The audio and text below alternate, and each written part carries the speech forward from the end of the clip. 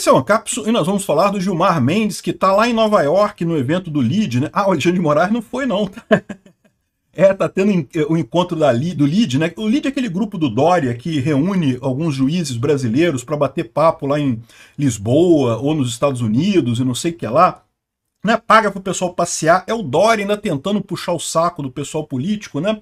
Enfim, o Gilmar Mendes está lá nesse evento lá de Nova York e ele falou uma coisa polêmica. Ele disse que se orgulha do desmanche da Lava Jato. Ele disse que a operação foi feita por uma organização criminosa e defendeu o STF das acusações de ativismo político. O curioso dessa história é que ela sai exatamente no momento em que abundam as informações sobre a interferência do Gilmar Mendes de forma predatória dentro da CBF, né?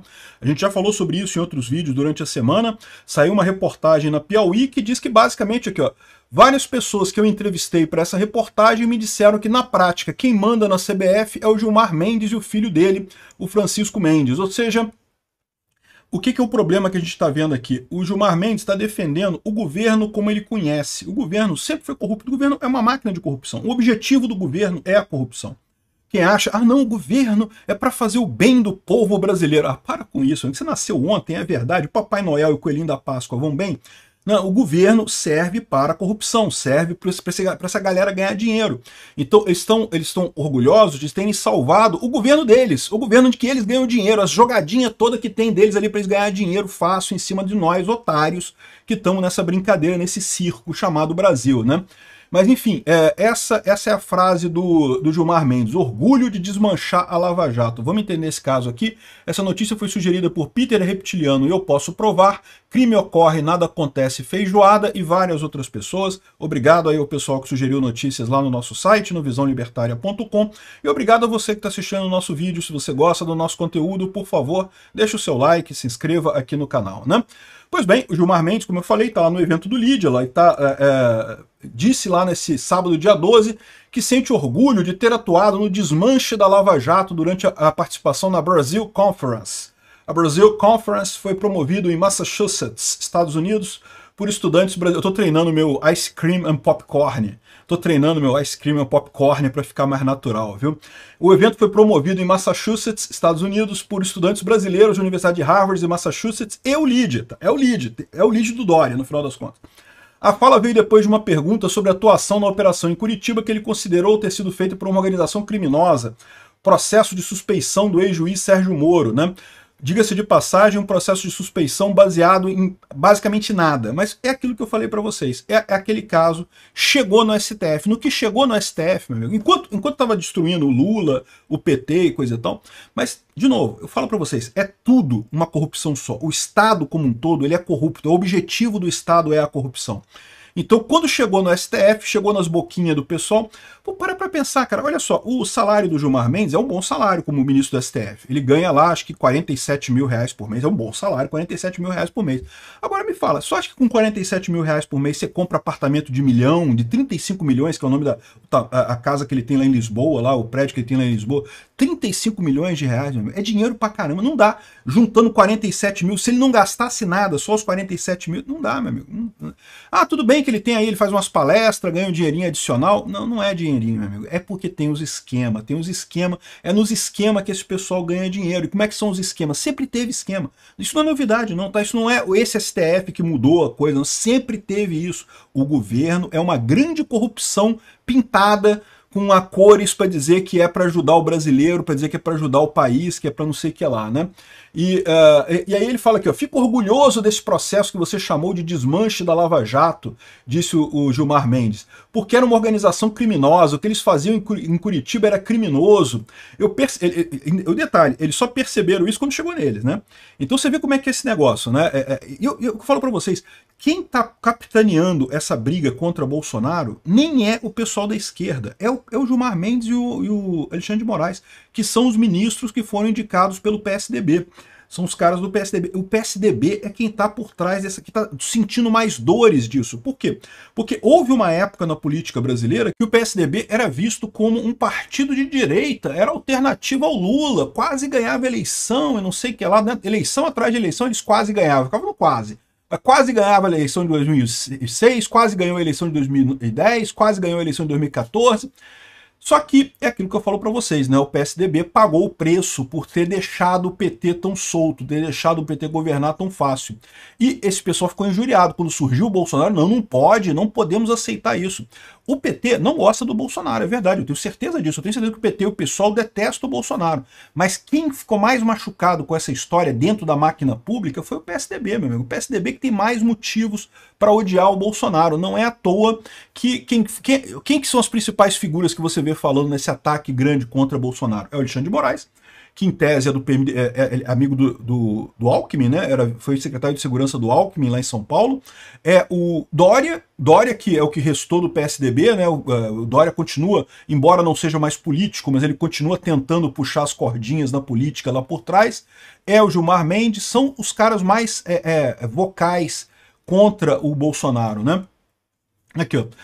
A Vaza Jato, que depois se tornou a Operação Spoofing, buscou apurar a origem dos vazamentos e seus desdobramentos. Vi naquele momento que era decisivo e passei a dizer que aquilo ia dar errado, não sei o que lá. Ou seja, se você pegar a Vaza Jato, a menos que tenha alguma coisa que a gente não sabe que tenha vazado nessa Vaza Jato, porque a Vaza Jato, vocês sabem, a gente nunca ficou sabendo sobre tudo que foi liberado ali, né?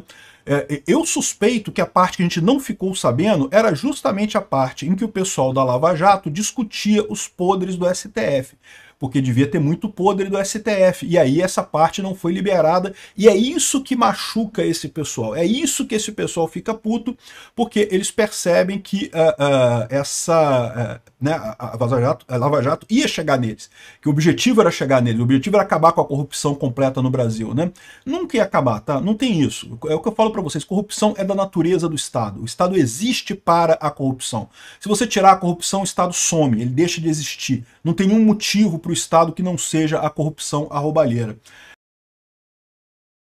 E aí, quando o pessoal perguntou para ele, pô, mas e esse processo contra o Bolsonaro também não está errado, não, né? Porque não tem a suspeição do Moraes e coisa e tal. Aí o Gilmar Mendes falou, não, que o fato dele ser o relator do inquérito é motivo de críticas, ele já foi feito relator do processo e por isso vem sendo agredido e coisa e tal. Não, não, mas olha só, mas o inquérito das fake news começou lá atrás, justamente com agressões verbais contra ministros do STF. Ou seja, era um processo que poderia ter começado na primeira instância, né? O pessoal poderia ter jogado isso para um juiz na primeira instância.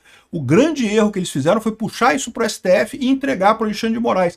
Ou seja, o inquérito das fake news já começou com o Alexandre de Moraes sendo vítima e acusador ao mesmo tempo, né?